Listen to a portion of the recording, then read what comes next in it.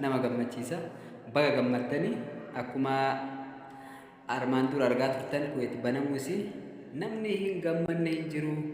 Namni guddaa ta'ee ijoollee ta'ee lammiin keenya hundi gammadanii jiranii baga gammaddan ammallee irra deemuudhaan gammachuun keenya guddaan ammoo akkuma armaan dura mootummoonni lamaan waliif mallatteessaa ammoo booda of duuba deebaa turan akka hin taane gammachuun keenya itti fufee namni keenya deemee hojii eegalee yoo isaan jedhan gammachuun keenya daranuu hin dabalaa.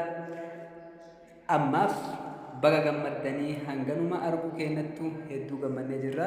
Itti aansuudhaan namni gara Kuweet deemuu qabu wanti inni beekuu qabu fi ammallee nuti gorsuu qabnu akka nama miidiyaatitti wanti nu gorsuu qabnu namni keenya baadiyyaa fagoo irraa dhufu waan ta'eef dallaalotaan sossobamee Finfinneetti mallaqa isaanii akka hin nyaatamne akka of eeggatan akka karaa seera qabeessa qofaa fi dallaala seera qabeessa nama hin nyaanne qofaan akka deeman gorsuun barbaachisaadha.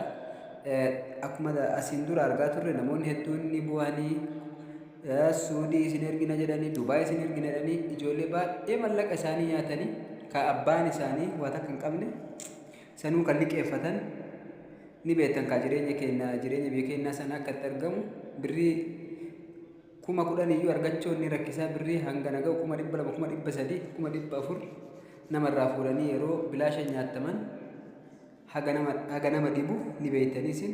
Ammallee dallaalonni warri nama nyaachuu baratan sababa kana banamu Kuweetii kanaan waliin makatanii nama nyaachuuf iyyaa jiranii miidiyaa kanarra karaa keenya lakkoofsa kanaan dubbisaa jechuu jiranii. Kanaafuu ammoo nuti obboleeyyan keenya nama baadiyyaa irraa dhufe gorsinee gara nama seera qabeessaatiin akka deeman gochuun dirqama keenya. Sheer godhaatii biraan nuuf gahaa namni Kuweet deemuu qabu wanni inni beekuu qabu inni duraa immoo inni hangafaa tokkoffaan dallaala filachuudha. Dallaala seeraa nama ergu namni irraan deemuu filachuudha. Yoo gara mootummaatiin jiraate mootummaa irraan deemuudha sun rakkoo miti. Inni ammoo inni ijoon maaliif deema dalagaan an deemaa fi jiru sun dalagaa maaliiti?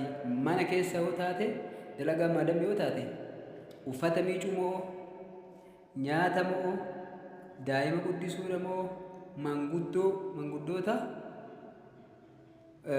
horachuudha moo maali jennee adda baasuun barbaachisaadha. Warri ammoo maammada yookaan warri dhiiraa dalagaa isaanii osoo hin deemin dura hubatanii yoo jedhan baay'ee barbaachisaadha.